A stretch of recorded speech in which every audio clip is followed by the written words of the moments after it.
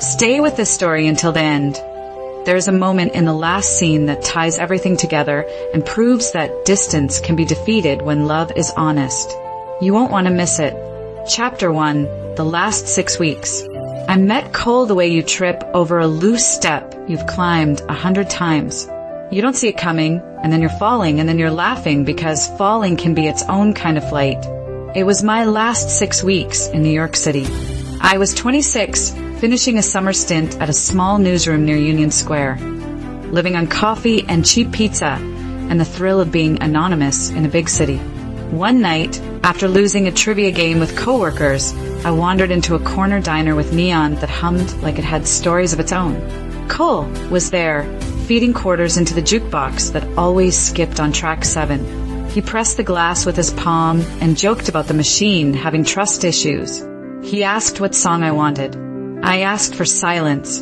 He laughed, picked a slow track anyway, and slid a plate of fries in my direction.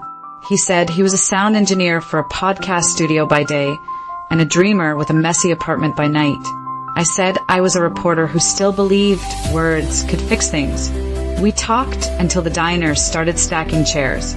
We agreed on something simple. 6 weeks can be a season.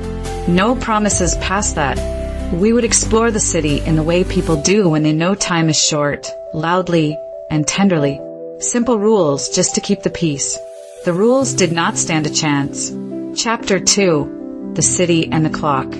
Everything we did felt like it was happening for the first and last time. We ate slices on the curb, the oil soaking through napkins and onto our hands. We walked the High Line at dusk, the city glowing like it had its own heart. We fell into subway seats and into jokes that shouldn't have been as funny as they were. He took me to the podcast studio late one night and let me sit in the dim light while he mixed a track. He closed his eyes and listened with his whole face the way olive trees turn toward the sun. I hadn't seen anyone listen like that since I was a kid and my mom read me stories. I took him to my newsroom. He laughed at the ancient coffee machine that made sounds like a plane trying to take off. We pressed our foreheads together in a stairwell where the light was bad but the world felt small and kind. On my last night, we didn't pretend anything. We ate too much Thai food, and I cried into my noodles because it felt unfair that the universe would give me this person and then ask me to split a country with him. I told him I had a job lined up in San Francisco. Real bylines, real deadlines. He told me he had a shot at producing a new show in New York, and it was the break he'd been waiting for. We made more rules. We would try long distance. We would be honest, always. We would plan visits every month we could. We wouldn't ask each other to give up everything, but we would leave the door open to give up something if it meant building life together. He handed me a small flash drive with a playlist titled When It Rains in Your City. I gave him a coffee sleeve with my number and the words Call Me When It Rains. We held on to each other, like that could be enough to hold back the miles. I flew west with my heart stretched thin and buzzing like a wire. Chapter 3, The Line Stays Alive. People say long-distance relationships are all phones and airports. But the truth is they are also calendar invites, late-night frozen waffles, and the kind of hope that gets up early. In San Francisco, the fog slipped through my windows in the morning and sat on my shoulders like a shawl. My new desk smelled like recycled paper and hand sanitizer. I reported on small things that mattered, and I tried not to tell my editor that my mind kept wandering east.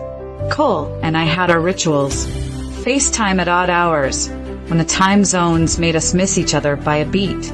We watched the same movies from our couches and pressed play at the same time. He sent me an audio file of New York rain on his fire escape, and I sent him the sound of the Pacific hitting rocks.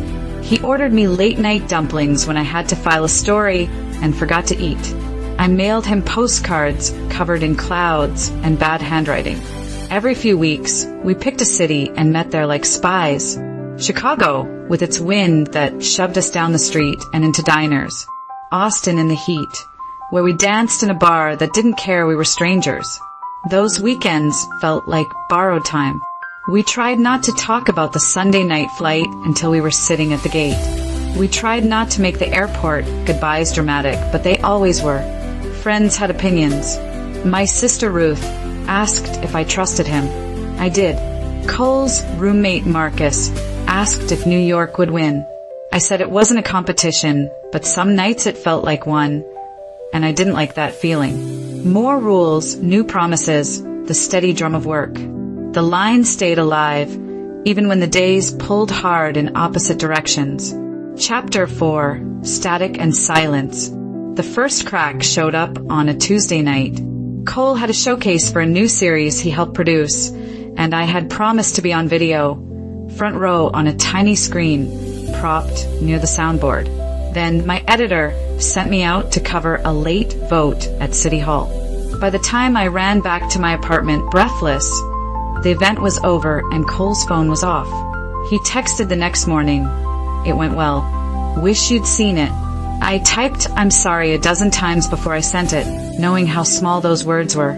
Then came his tour, 2 weeks on the road with a band that needed a live sound engineer. It was a big deal, the kind you take without thinking. He told me in caps, then he told me the dates.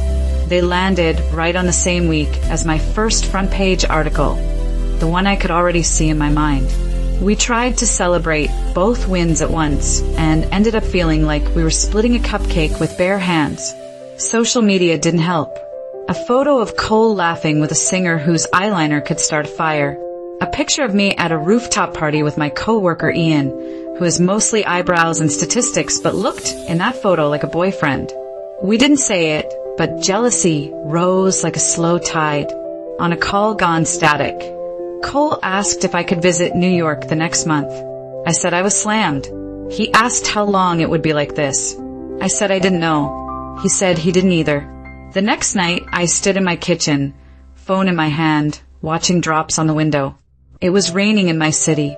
I played the file he'd made me of his rain and put my forehead against the glass. We decided on a pause. 30 days. Less talking. No big decisions. It felt like hanging a sign on our door that said, "We'll be right back," while the room behind it burned softly, as if all fires are polite. Chapter 5, The Rain Check.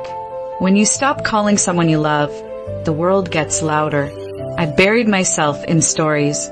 I covered a small town library fighting to stay open, and a family who started a food pantry in their garage. I learned that people are always trying to make something from almost nothing.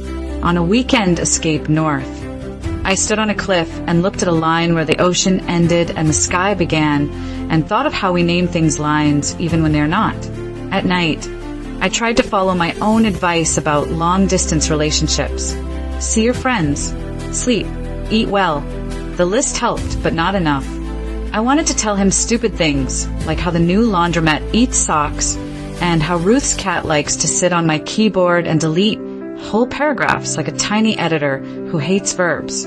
A letter showed up with New York stamps and Cole's messy handwriting. Inside was a single page torn from a small notebook and a folded blueprint printed on cheap paper. The note said, "I mixed tracks to fill the silence and realized I was making songs that are just maps back to you." The blueprint was a one-bedroom floor plan. Edges creased, with sticky notes pointing to a couch that pulled out and a desk near a window and a tiny dinner table. The sticky notes said, "Could be yours, could be mine, could be ours, could be anywhere." On the bottom, he wrote, "I can't ask you to move. I can ask you to dream with me again." I called him. My heart raced like I was late to something important and finally running in the right direction. We picked Denver as our neutral ground, a place neither of us loved yet, so the city couldn't take the blame. In the hotel lobby, we stared at each other like we had never seen each other before, and also like we'd known every version of each other. We sat and talked about math, numbers, costs, miles, time. But then we talked about faith, not the church kind, but the kind where you plant seeds where there isn't much soil and trust something will grow because you'll water it every day. Chapter 6, The Plan and the Leap. At breakfast, I told him I had been offered a 1-year fellowship in Washington, D.C., starting in the fall. It was better pay and a chance to learn audio reporting, which felt like fate tapping us on the shoulder. Cole said he had an offer to produce a national show if he stayed in New York, but there was a chance, small like a window in a basement, that some of the work could be remote. We built a plan on a napkin, a year with rules that weren't about endings, but about checkpoints. We would visit each other every 6 weeks, no matter what. We would save for the move fund, each dropping money into an account we named the bridge. We would say what we needed, not what we thought sounded easy. We would allow fear, but not let it drive. We would let our families in a little, because secret love has less air. Cole talked to his bosses and carved out remote days. I asked my editor for more audio pieces. He wrote me a theme song I played before interviews, and I sent him rough cuts with my croaky morning voice. We turned the distance into an open channel. He recorded the sounds of his city and mailed them like postcards. A sax player under a bridge, a kid laughing at a fountain. I sent back waves and birds, and the way the cable cars ring when the hills are steep and the tourists hold their breath. It wasn't easy. We missed flights. We got sick at the wrong times. We had a fight about a missed call. And even with the plan, the old fear returned like a low cloud. But we stood under it together, miles apart and not as alone as we used to be. The plan held. So did we. Chapter 7, The Distance We Keep. A year is a funny thing. It crawls, and then it sprints, and then one morning you wake up, and everything you promised is either real or it isn't. My fellowship turned me into someone who could tell a story in sound as well as words. Cole learned how to lead a team without losing the part of him that listens with all his bones. On our last scheduled visit of the year, we met in New York and decided not to treat it like an ending, but like the kind of beginning you say out loud. We sat in a small park where kids chased pigeons, and the pigeons were unimpressed. Cole told me the national show was opening a small West Coast studio. He could run it. San Francisco, if I still wanted the fog and the cliff and the coffee place where they never spell my name right. I laughed, then cried because it felt like the world had put a hand on our backs and pushed, just enough to get us over the last step. We packed up his place and mine. We gave away things that didn't fit the next story. The coffee sleeve with my number went on our corkboard. The blueprint went on the fridge.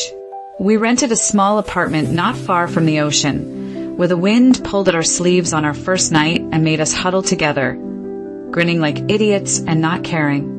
I won't pretend the distance left us completely. It moved into different corners. We still had days when work stole our voices and nights when we fell asleep on opposite sides of a couch, a laptop warm between us, deadlines heavy. But the distance was no longer the measure of what we didn't have. It was a memory of what we fought for. Cole produced a live show at a local theater, and I told a story on stage about a long-distance relationship that learned to speak softly and grow loud only when it mattered. He ran sound, and I could pick him out in the booth even when the lights were blinding. I could always find him. After, we walked home on a street that knew our steps, and he said the distance didn't win. I said it never had a chance. We got to our door. It was late, and the city was the kind of quiet that holds a small light in its hands. We went inside, and the first thing I heard was the soft, steady sound of our old playlist, When It Rains in Your City, still on a loop. It had rained earlier, and now the streets were shining. I stood by the window and listened. I thought of all the times I pressed my head to glass hundreds of miles from him. I thought of how effort is its own kind of love story, and how some distances teach you the language you need to stay. When people ask me what saved us, I say it was not magic. It was planning and kindness, patience, and the choice to answer the phone even when you were tired. It was small steps toward the middle, then a bigger step toward home. It was believing that love is not just a feeling, but a series of actions you repeat until they become your life. And on nights when the rain returns, when the city is soft and the ocean breathes in a steady way, we sit on the floor with our backs against the couch and let the sound fill the room. We are two people who went the distance until the distance had nowhere left to go. If you enjoyed this romantic tale, please subscribe to the channel, activate notifications so you don't miss new stories. Give the video a like, leave a comment with your favorite moment, and share it with someone who needs a hopeful love story today.